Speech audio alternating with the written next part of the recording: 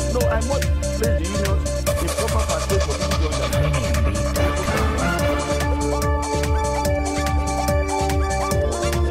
Hello and welcome to the program. Now, after 2 years of legal and verbal battle, the Supreme Court has finally put the leadership crisis rocking the People's Democratic Party (PDP) to a rest.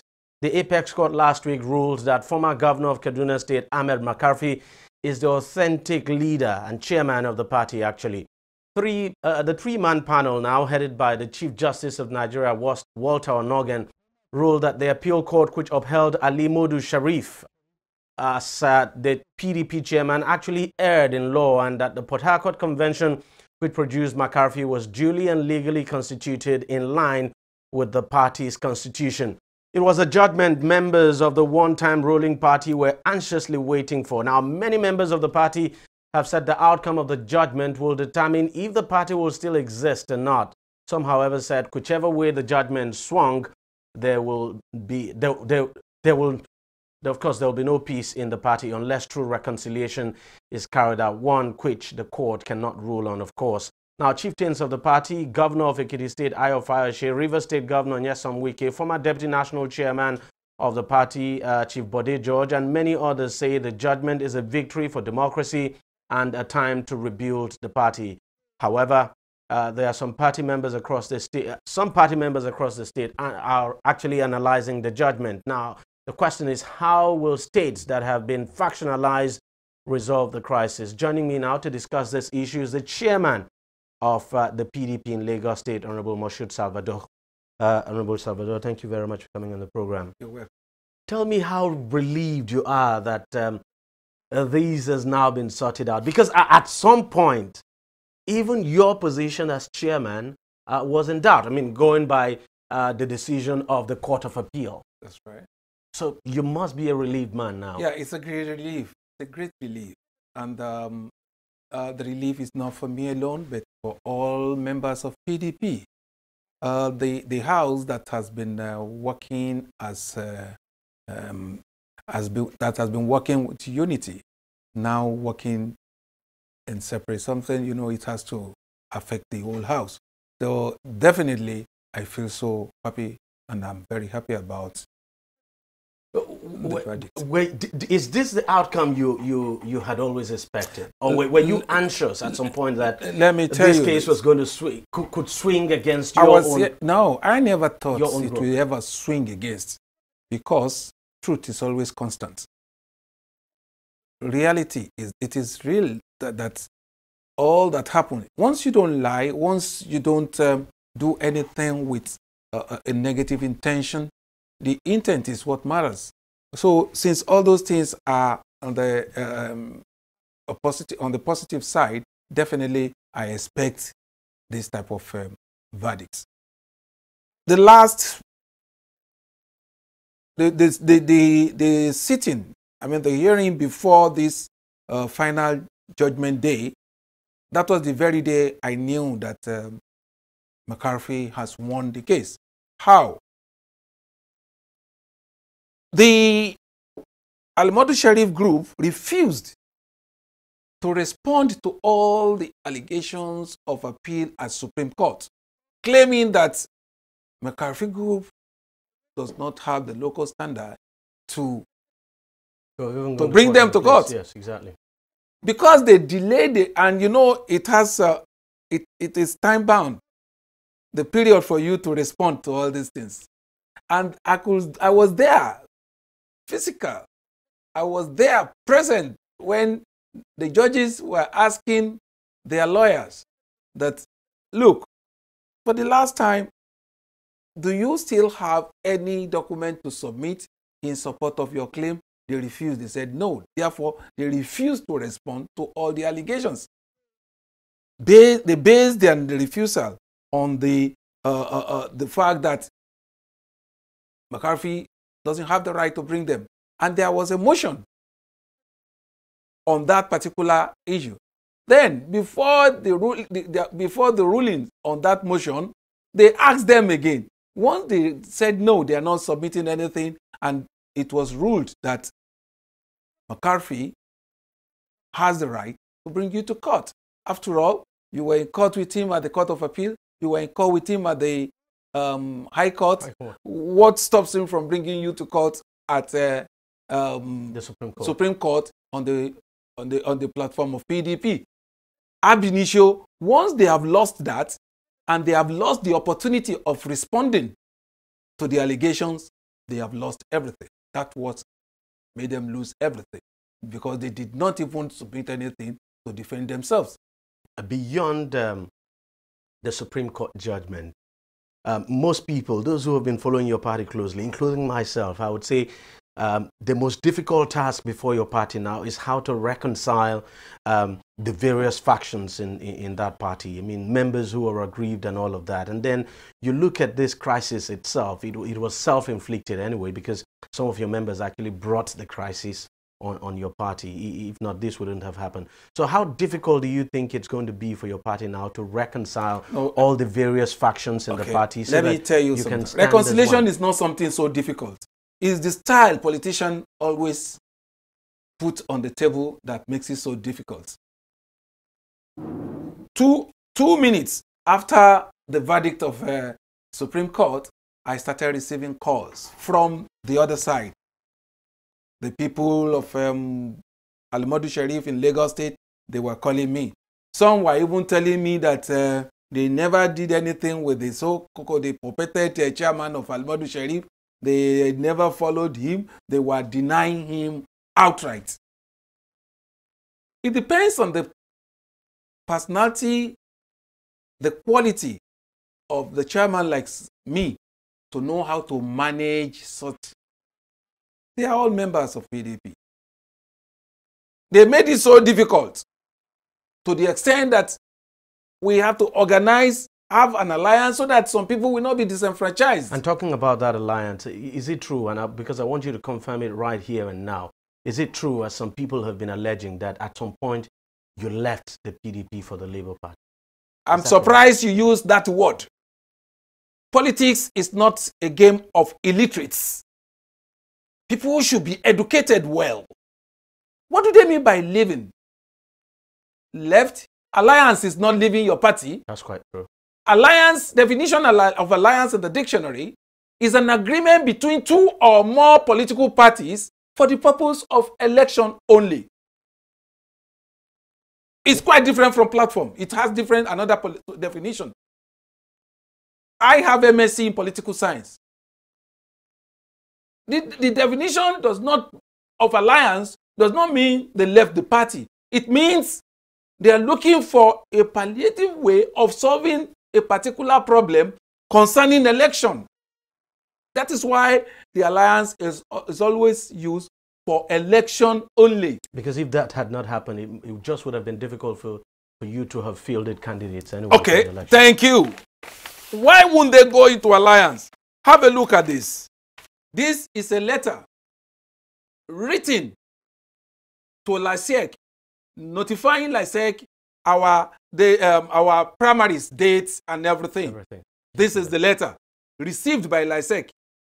I think your camera is getting this. That's true, yeah. I wish the camera can get it. Of course, it's getting it. Beautiful.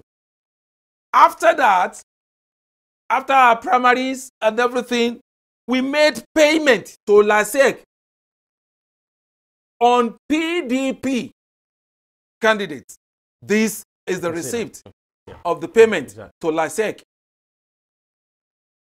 After the payment, we submitted list of our candidates. We submitted list of our candidates on PDP to LASEC. This is a list for 52 chairmanship candidates and 347 councillorship. If you are in that shoe, you will leave them to be disenfranchised. You will leave them in the limbo and allow them to go like that. Then you are not a good leader. You must look for how to help them out. These are the people where on earth will you see 10% of an organization determining what the organization will do. They don't have this number of candidates where they are having like 18 chairmanship candidates 50-something councillorship candidates? Is that what we call PDP? No. Therefore, we have to have an alliance, allow them to contest election. After the election, they can come back to their political party. One of the biggest problems of your party, and not just your party anyway, even the ruling APC too has the same problem. As a matter of fact, it's a problem that runs across all the political parties in this country. Internal democracy, the absence of internal democracy, it's a very big issue. It's actually the absence of internal democracy that led the PDP to all of these problems. I mean, you know, in the first place. So going forward, do you think your party has learned its lesson from that, you know, and that things would be different this time? Okay. Before we arrive at all those candidates, let me give you a breakdown of people that contested in each local government. And you never hear that something happened within our camp, that they wounded, even single hair from anybody's head was not removed. Where we have in Amuwo Dofi, we have the total number of candidates of 228, both councillors and we are going to in Ajeromi, just like that, in large number like that. But we have to do it, let them agree. We did our primary, did everything in a very reasonable and secured manner. And they all accepted. They were all happy. Come and see the drama at LASEC this afternoon. It was as if no other chairman of any political party entered the place. Immediately I entered the place, the accolade was so much that the whole place was, and the chairman of LASEC was telling me that, Honorable Salvador, you are the one that stopped our program. Look, this is it. People will embrace you. They will appreciate you. If you are looking for, you are taking care of their future. Don't think about yourself. They know me in my party. Don't talk to me about money. I am the one to spend my money for you. Where you don't have and I have, I will use it for you. But I still want you to respond to that question I asked, you know, about going forward, internal democracy in your party. Yeah, that's why I'm demonstrating. I'm telling you how much of powerful and effective internal democracy we did during these last primaries, that you did not hear any rancor, no fighting, no nothing. You can imagine that of APC. I'm even talking about your party now, even at the national level, not just. That is why they want people like me to handle Lagos State for them. You will never. The internal democracy is always very necessary. You don't impose candidates on people. No, you don't do it.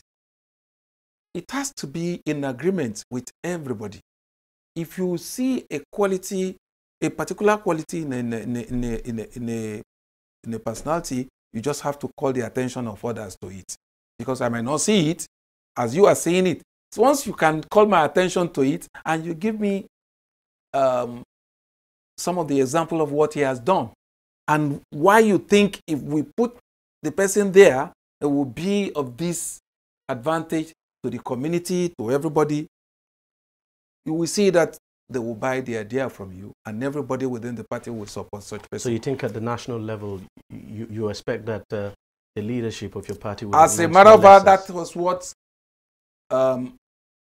Senator Ahmed McCarthy, that was what he emphasized on. Immediately we finished at the Supreme Court, we went straight to the National Secretariat. After the National Secretariat meeting, we went to his office, and that was what all the chairmen we had meeting. Let me quickly ask you a final question now. I mean, going forward, what do you think will be the major challenge your party will have to confront before you can then say things are now straight, we are now ready? Thank you. You know, thank you. That our house is now in order. I don't want to mention name because it will look as if you are campaigning for somebody. They know the right pegs for the shape of holes they want to fill.